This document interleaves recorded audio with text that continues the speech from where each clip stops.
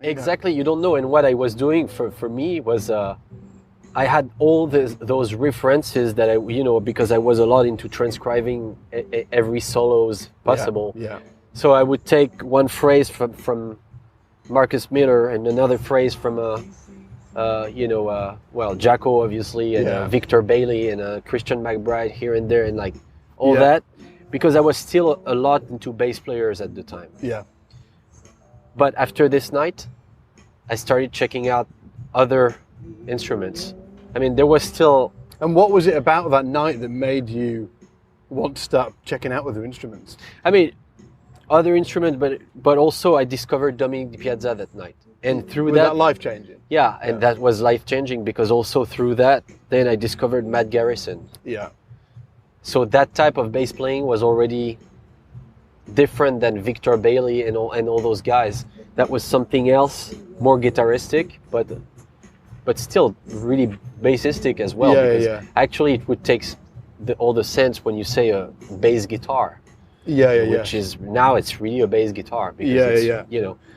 Like when I listen to you as well now, well even back then, and the first thing that really stood out to me when listening to you was your harmonic approach when soloing, and your time feel. So, but talking about harmonic approach, was it listening to like Garrison and Dominic? Was that a lifting point for what you developed? And Gary Willis and all those. But the most thing is that was on my young days, on my young days on learning harmony. So I would say starting from 17 to 20, I was still a lot into those bass players. But after 20 years old, I started checking guitar players, and I started getting into Sylvain Luc, Bireli, and piano players, and sax players, and Michael Brecker a lot. And I think that that was my harmonic approach comes from that. I mean, there's nothing new, and every time, I'm always sometimes embarrassed when somebody, even like you really like what I do. Thanks a lot. But to me, I always I remember exactly where each note I play comes from. Now it has become my own. Where you've learned it, but I know where exactly it's been drawn from. And I know also that I did not create anything, and that I'm using mostly basics of music. Jazz, obviously, but I prefer to say music because I don't want to label it. But but basics of harmony, it's just.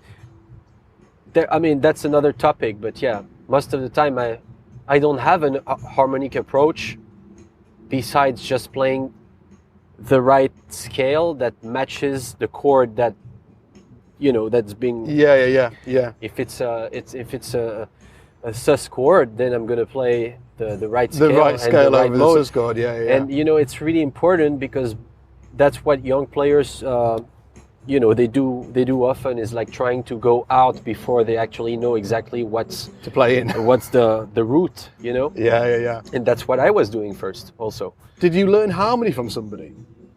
Did you learn harmony from somebody? I got a few information here and there by asking and by watching a lot also, people like Dominic in clubs, and people like Bireli a lot. I would go see him when I would get, and Bireli didn't play in clubs for a long time at the time. So it was more in like theaters and stuff like that. I remember gigs, being completely, what can come out of somebody, like that's what I aim at. Like when it's at this level of musicianship, it's really important to mention that, because people sometimes think about the shredding. But what I saw already, and it's like for Jacko also, the first thing I want to mention is that the first time I heard him I was not so much. I was impressed by his technique, obviously, but what touched me a lot at the time was the whole approach and concept, and harmonic concept, but also composition concept, like in a placement and the tone. The technique is obviously... your time feel for me is like really unique. Well, thanks, man. I think you've got a great time. Obviously you've got a great time feel, but I think when I listen to a bass player, it really stood out for me. Your time feel. Is that something you worked on specifically, or is it something that you noticed in other players? Yeah. Like Jacko, did you think, oh, wow, I love his time feel and his placement of the notes? It's funny because every time I would see, I would just watch somebody, and I understood that really. I would watch a musician that I look up to, and I could relate right away to his rhythmical, at least the rhythmical thing.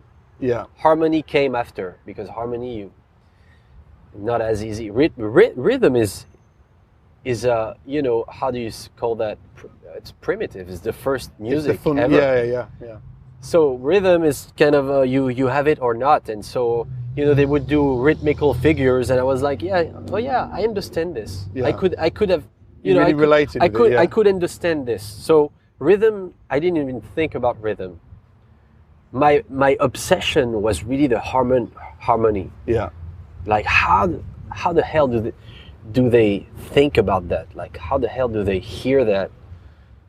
And then I understood that first of all, something that can help is learning the modes. Yeah. And already when you're playing a mode, it's already very very pretty. Yeah. So from there, you can be inspired in like changing the